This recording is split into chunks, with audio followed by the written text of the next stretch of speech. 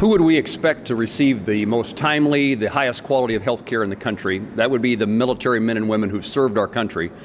And yet we see report after report, instance after instance, in which that's not the case. What I would have expected last week in the Senate Veterans Committee hearing with Secretary Shinseki is a plan of action.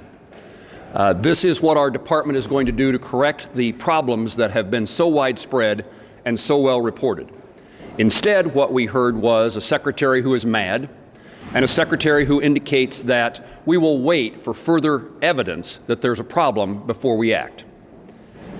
We've talked about Inspector General reports, we've talked about GAO reports. There's a third category, the Office of Medical Inspector. Most recently, we've heard about Cheyenne, Wyoming, and Fort Collins, Colorado, in which we're now the VA is going to do another investigation to find out about the problems.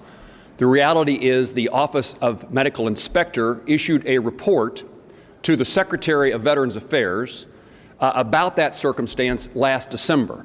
So every time the Secretary says we are going to wait until we see what happens in Phoenix, or we wait until there's another investigation in Wyoming or Colorado, it really is denying the truth of all the reports that have been done previously. And here's the point I want to make. The regulations require that the reports of the Medical Inspector's Office be provided to the Secretary of Veterans Affairs and to the President of the United States.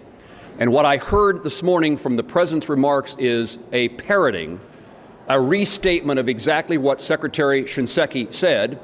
The President is mad, and we're going to wait to see the results of another report. Where is the action that takes place necessary to see that our veterans have the care provided in the timely fashion that they earned and deserved?